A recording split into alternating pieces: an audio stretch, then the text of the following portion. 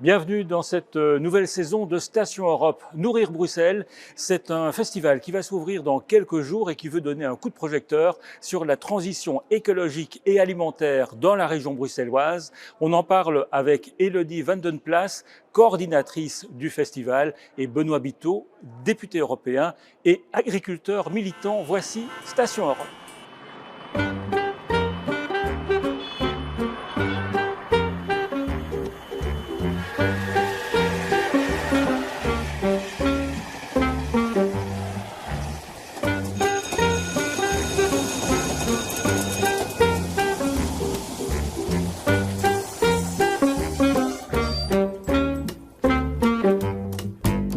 On se retrouve sur le plateau du Parlement européen à Bruxelles et d'abord je vous présente Élodie Vandenplas. Merci d'être avec nous. Vous êtes coordinatrice de ce festival Nourrir Bruxelles qui va se dérouler du 16 septembre au 16 octobre. Alors pour résumer, on pourrait dire que c'est un festival qui va s'intéresser à la fois à notre assiette et à la planète.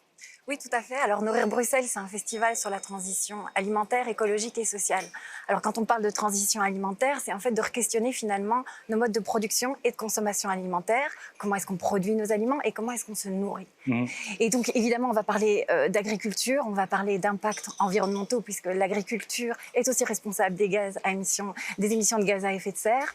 Et on va re-questionner donc, par exemple, les modèles d'agriculture conventionnelle et voir comment petit à petit on se dirige aussi vers des modèles plus durables et respectueux de l'homme et de l'environnement. C'est un festival militant porté par des citoyens.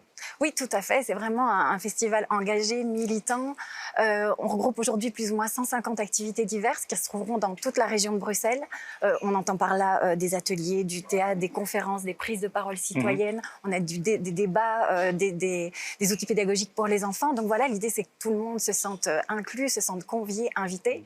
Et c'est porté notamment à la base c'est porté par plus ou moins 120 associations. Et donc l'idée c'est que c'est porté à la base par une compagnie de théâtre pour laquelle je travaille, qui est la compagnie Ad-Hoc. Et puis après, c'est soutenu évidemment par Agroécologie in Action, Rencontre des continents, voilà, beaucoup d'associations. Et parmi les activités, il y a aussi, j'ai vu des visites à la ferme. Il y a des fermes à Bruxelles ? Alors oui, évidemment, il y a des fermes à la ferme. Il y a des fermes à Bruxelles. On pense à la ferme Nopilif. On parle aussi du Champ des Cailles. Alors c'est pas la ferme dans le sens restrictif avec un bâtiment, mais qui a des activités, par exemple de maraîchage. On a aussi des bergères, on a des tisanières, on a des fermes pédagogiques aussi. Et tout l'enjeu de ces fermes, c'est évidemment de produire, mais aussi de nous reconnecter sans cesse au vivant et de permettre aux enfants, aux adultes, de voir comment est-ce qu'on élève, comment est-ce qu'on produit, comment est-ce qu'on se nourrit. Alors c'est une question qu'on doit vous poser 1000 fois. C'est pas un festival pour bobos ? Alors évidemment non, c'est pas du tout un festival pour bobos. C'est vraiment un festival qui a envie de partir de toute la diversité bruxelloise. C'est pour ça qu'on va travailler avec les associations de quartier, que tout le monde a été convié au banquet. On travaille avec les associations de quartier, les acteurs qui travaillent sur les cohésions sociales, les cantines de quartier. C'est important aussi pour nous de questionner les liens de précarité alimentation. Donc de savoir aussi qu'on va travailler avec les fédérations des services sociaux, l'aide alimentaire, pour voir aussi questionner l'accessibilité à tous et tous à une alimentation saine et de qualité. Alors, un événement phare, c'est une pièce de théâtre qui s'appelle Nourrir l'humanité, acte 2. Oui. C'est quoi la démarche de cette pièce ? C'est du théâtre documentaire. Ça veut dire quoi d'abord ? C'est ça. Donc la compagnie Ad-Hoc crée des pièces de théâtre documentaire, c'est-à-dire dans la base de création, dans le terreau principal, c'est vraiment ces témoignages, ces récits de vie. Ce sont des ouvrages historiques, des repères philosophiques, sociologiques. Et donc l'idée est c'est vraiment dans l'ADN en fait de la compagnie de traiter des enjeux de société et que la création soit quelque part un tremplin au débat. Oui. Et Charles Culot, qui est l'un des comédiens de cette pièce, est lui-même un fils d'agriculteur. Hein. Tout à fait. Donc il est fils d'agriculteur. C'est là qu'il a commencé à créer, à la sortie du Conservatoire de Liège, qu'il a commencé à mener une enquête en fait sur ce secteur et à aller interviewer les agriculteurs. Ils ont créé la pièce de théâtre Nourrir l'humanité. C'est un métier qui a tourné pendant 10 ans. Et puis ils sont retournés finalement en création pour dire mais tiens, qu'est-ce qui s'est passé ? Quelle est l'évolution de ce secteur ? Quelles sont les réalités aujourd'hui des paysans, des paysannes, des agriculteurs, des agricultrices ? Alors, on va regarder un extrait de cette pièce, ou plutôt une bande-annonce, et ensuite on va recevoir Benoît Biteau, qui est député européen et également agronome et paysan militant. Mais d'abord, bande-annonce. Ce qui arrive à l'agriculture arrivera toujours au reste de la société 4, 5, 6, 7 ans plus tard.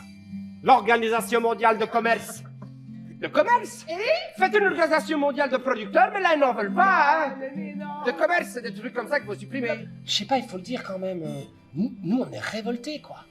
Nous, on est révoltés. Nous, ce qu'on voudrait, c'est gangréner le monde, quoi, et être de plus en plus nombreux pour les étouffer, quoi, enfin, au fur et à mesure, quoi. On est obligé de se creuser les méninges pour trouver des solutions. Personne nous en apporte. Donc on est plus un exécutant. En plus, on est agronome. On est devenus des vrais agronomes. Et les autres, c'est des chimistes, quoi. Enfin bon, un petit peu de ci, un petit peu de ça. On va pulvériser. On est agronome, on y tue. Toutes les mises bas ont lieu en plein air. Tout seul. Tout seul, avec des animaux qui n'ont pas besoin du vétérinaire pour faire une fermeture éclair à 3 ans sur le côté droit, à 4 ans sur le côté gauche. Insémination naturelle. Tous les producteurs sont sur place. Dans les prés. Et nos animaux font l'amour. C'est aussi con que ça. C'est la révolution. C'est aussi con que ça. Voilà un spectacle que vous pourrez voir au cours de ce festival Nourrir Bruxelles. Et on accueille à présent Benoît Biteau, qui est député européen. Merci de nous rejoindre. Vous connaissez déjà Élodie Van den Plas parce que vous allez participer à ce festival Nourrir Bruxelles. Vous êtes donc député européen, mais vous êtes aussi agronome, paysan résistant, comme vous le dites vous-même. Rassurez-moi, vous êtes quand même davantage sur votre siège de député que sur votre siège de tracteur. Oui, effectivement, je m'implique beaucoup dans ce mandat, j'y tiens beaucoup et j'ai choisi de l'embrasser, donc je suis très présent. Et c'est mon indemnité d'élu qui est mobilisée pour salarier 2 personnes qui pallient à mes absences, parce que je suis très peu présent malheureusement sur la ferme, mais un mandat ça dure 5 ans et voilà, il faut rebondir après. Et votre ferme est en Charente-Maritime. Oui, à côté de Royan. Alors, on vient de voir un extrait d'une pièce qui va être présentée lors de ce festival Nourrir Bruxelles. C'est un peu vous qui avez inspiré cette pièce? Oui, j'ai participé, puisque Charles, qui est devenu un ami depuis, est venu effectivement recueillir un peu notre histoire, notre aventure, ma perception du développement de l'agriculture, pour inspirer une partie de la pièce, et notamment la fin de la pièce où... après un constat un peu noir, un peu sombre, ils évoquent, puisque c'est la troupe entière, ils évoquent un peu des solutions et donc ils essaient de transmettre aussi un message d'espoir. Et cette partie-là, effectivement, c'est dans cette partie-là qu'il y a des extraits qui ont été pris sur ma ferme. Ouais. Alors, il y a un slogan dans cette pièce, le monde agricole, c'est le miroir du fonctionnement d'une société, d'accord ? Oui, c'est pas faux. C'est pas faux parce qu'on est sur une activité dont l'activité elle-même est fondamentale. C'est-à-dire que c'est nourrir, c'est nous nourrir. C'est donc un besoin primaire. Et donc effectivement, ce qui se passe en agriculture a tendance à se déplacer ensuite sur le reste de la société.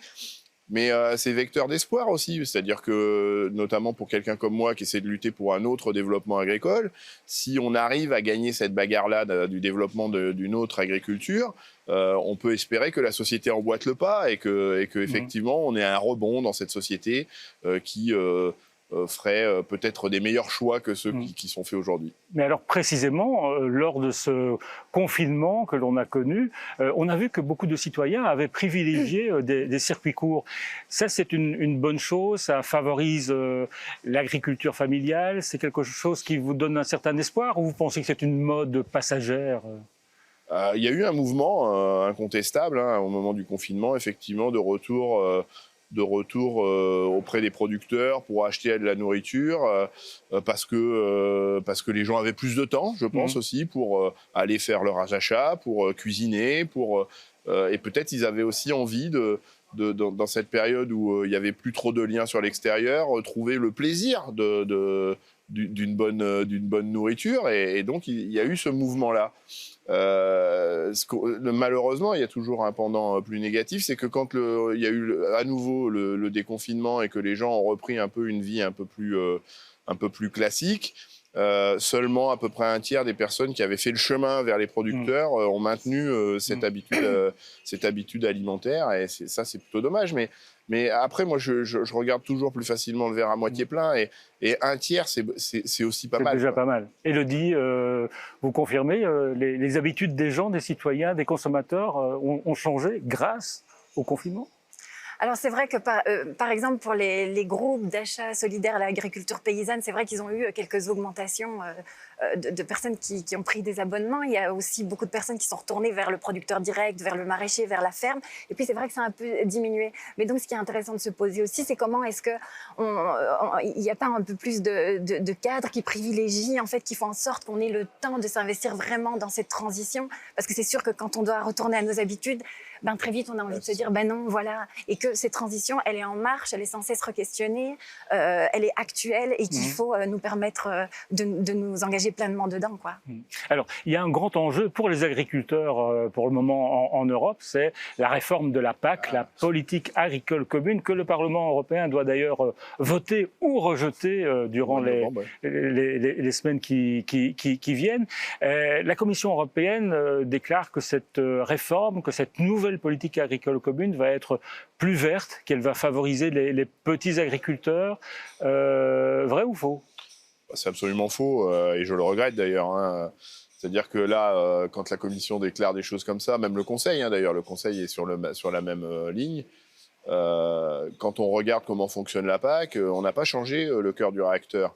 Et donc, dans la mesure où il n'y a pas de transformation en profondeur des modalités de distribution des aides publiques de la PAC, il n'y a pas de raison que les choses changent fondamentalement. Quand vous dites ça n'a pas changé, ça veut dire quoi? Que ce sont toujours les grands groupes alimentaires qui sont financés? Par exemple, oui. C'est assez simple à comprendre si on prend l'exemple du mode de distribution par unité de surface. C'est-à-dire que plus on aide, il y a tant d'euros derrière chaque hectare. Donc il y a une rente d'argent public derrière chaque hectare. Donc plus on est grand, plus on reçoit de l'argent. Et plus on a d'aide, plus on achète des hectares. Et cette rente d'argent public est d'ailleurs assez mortifère. C'est-à-dire que les agriculteurs se bouffent entre eux, ce que j'ai l'habitude de dire, parce qu'il y a cette rente d'argent public derrière chaque hectare et qu'il y a cette mauvaise habitude qui a été prise d'essayer de gratter des terres chez le voisin pour pouvoir aussi bénéficier de cette rente d'argent public. Et donc, les constats, ils sont terribles. C'est-à-dire qu'on a perdu 50% des agriculteurs en 20 ans. Donc, on a complètement mis en berne la politique d'installation, de renouvellement des populations agricoles. On a assisté à des agrandissements des structures. Et surtout, et là on a un très bon rapport de la Fondation Nicolas Hulot qui nous explique ça, c'est que ces structures de plus en plus grandes sont des structures qui sont toujours plus dépendantes des pesticides, des engrais de synthèse, et donc qui développent le modèle agricole exactement aux antipodes des attentes sociétales. La société civile qui paie des impôts pour que cette PAC puisse exister attend de l'agriculture qu'elle utilise moins de pesticides, moins d'engrais de synthèse, qu'elle soit plus respectueuse du climat, de la biodiversité, de notre santé, et l'agriculture accompagnée par la PAC est l'exact inverse. Donc je pense que la PAC, qui potentiellement pourrait être votée en novembre prochain, on va essayer de ne pas la voter, n'est pas au rendez-vous de l'histoire. C'est-à-dire que quand les scientifiques nous disent qu'on a moins de 10 ans pour inverser des tendances extrêmement inquiétantes, on a une politique publique qui s'appelle la PAC, qui mobilise presque 40% du budget total de l'Union européenne, qui est complètement à côté de ce rendez-vous de l'histoire. C'est 400 milliards d'euros à peu près sur 7 ans. Ça vous inquiète, ça, Élodie, quand vous entendez ça, que finalement, le changement de méthode dans l'agriculture, c'est peut-être pas pour demain?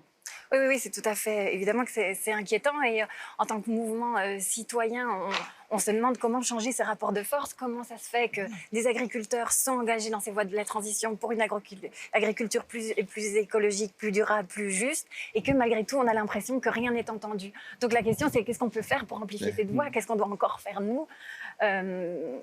Voilà. Du coup, on va en débattre, notamment avec le festival alimentaire prochainement dans Nourrir Bruxelles. C'est pour ça, en fait, c'est rassembler tout le monde pour débattre de ces enjeux et de toutes ces politiques.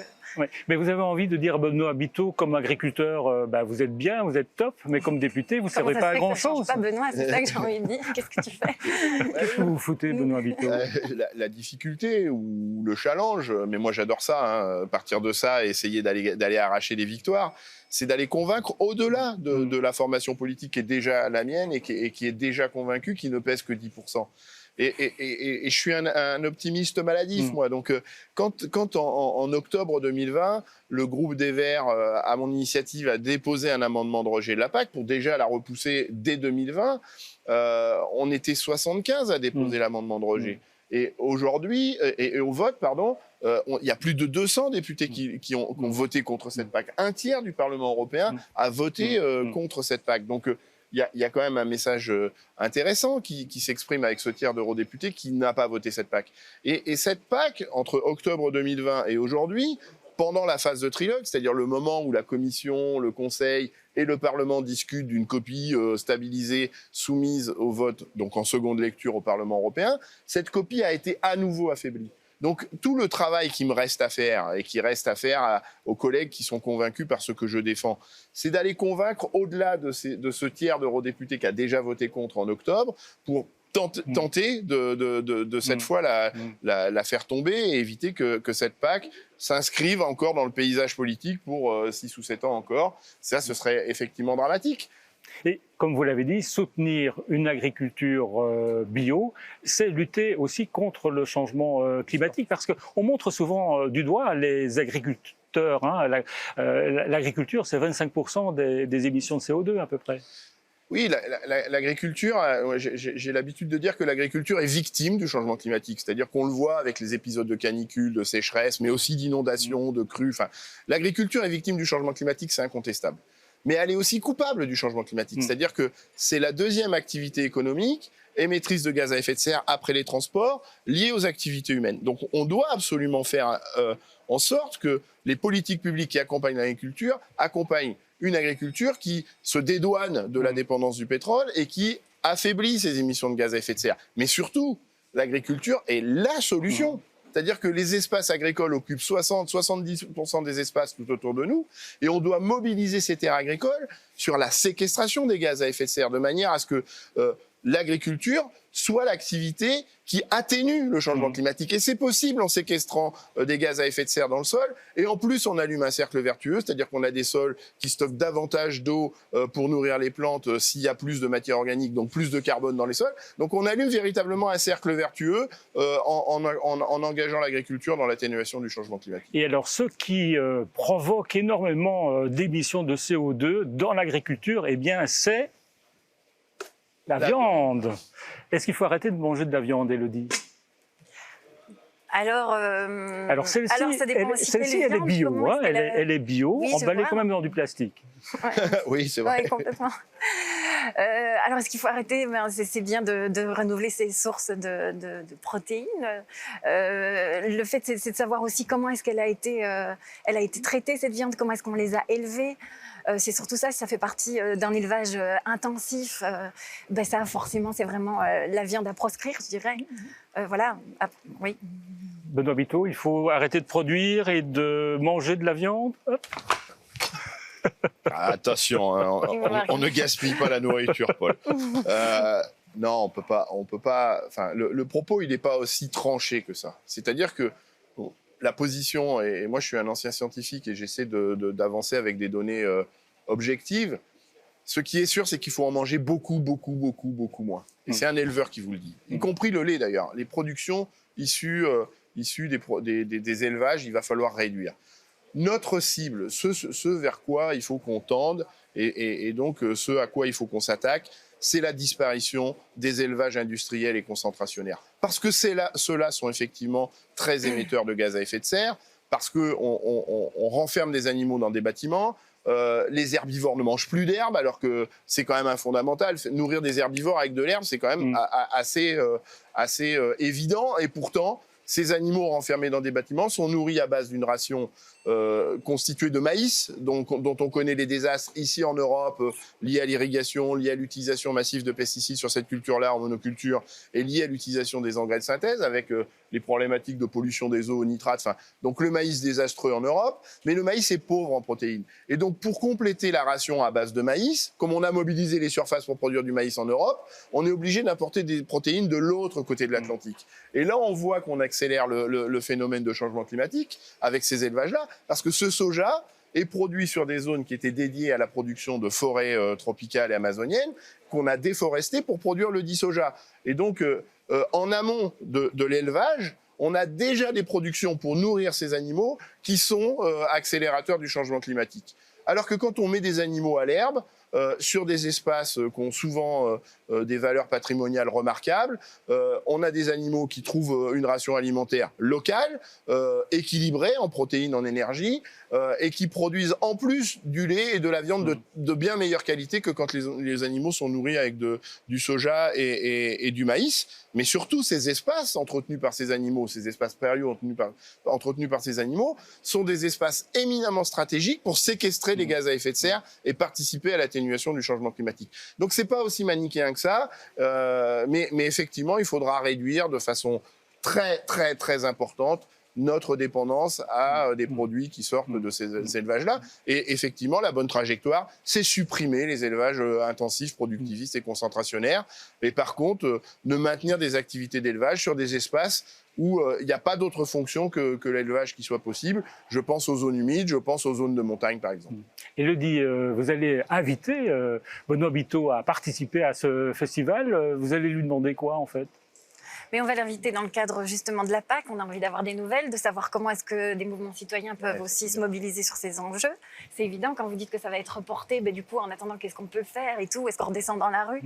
Donc voilà, c'est super important. Mais vous rêvez que les citoyens descendent dans la rue pour manifester en faveur d'une nouvelle politique agricole commune, comme ils l'ont fait pour le climat? Ça pourrait, oui, évidemment.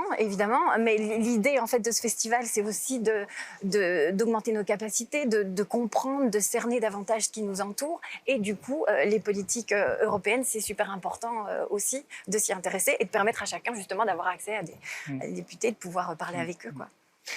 Benoît Biteau, on est à Bruxelles. Bruxelles qui abrite des fermes urbaines, notamment la plus grande ferme urbaine d'Europe.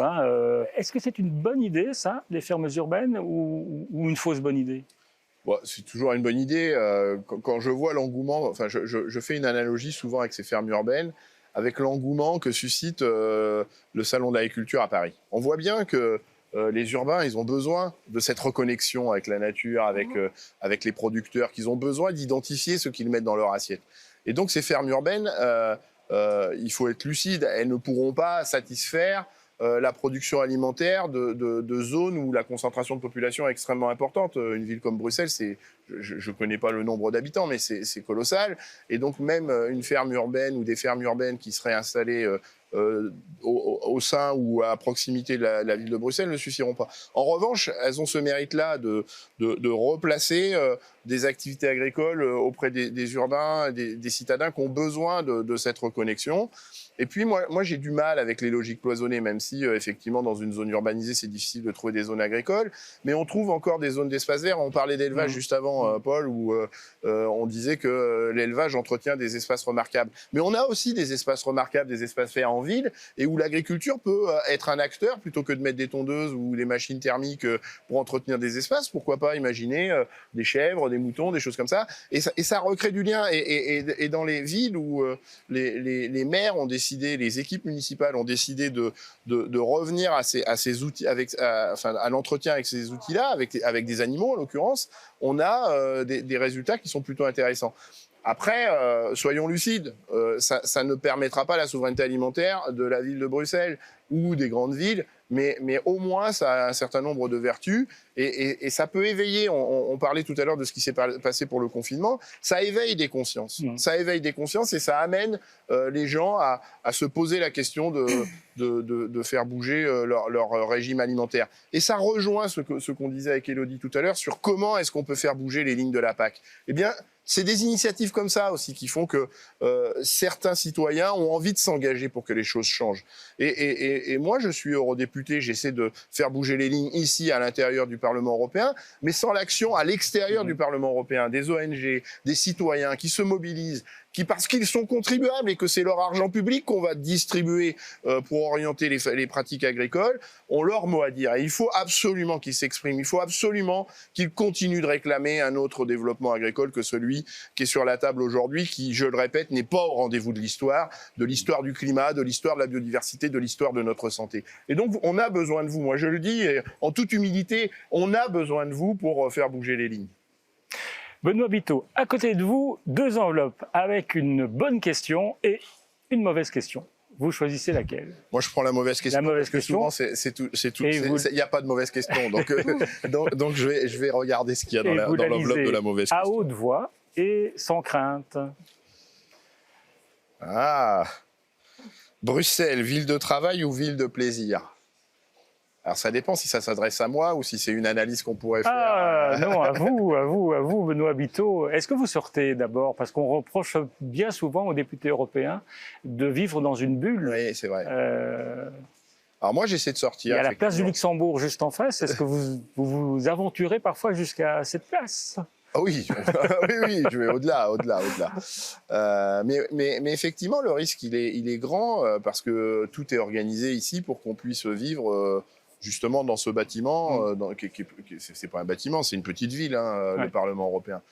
Donc tout est organisé, on trouve la presse, à manger, le coiffeur, le pressing, la salle de sport. Enfin, tout est organisé pour qu'on reste là et qu'on n'en sorte pas. Moi, alors, c'est parce que je suis paysan et que je suis quelqu'un qui a besoin aussi d'air, de grands espaces. Moi, je sors du Parlement, y compris parfois à midi.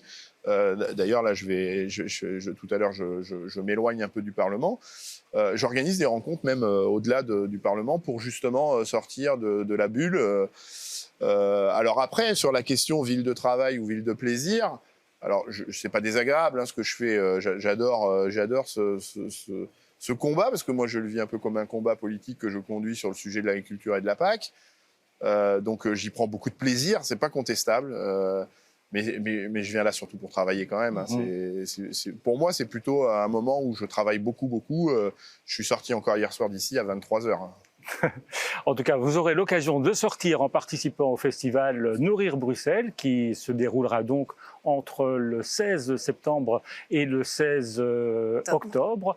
Merci Élodie Van den Plas, merci Benoît Biteau de vous être arrêté à la Station Europe. Merci à Pascal Simard et à toute l'équipe du Parlement européen d'avoir réalisé cette émission. Et on se retrouve le mois prochain pour un nouveau numéro de Station Europe.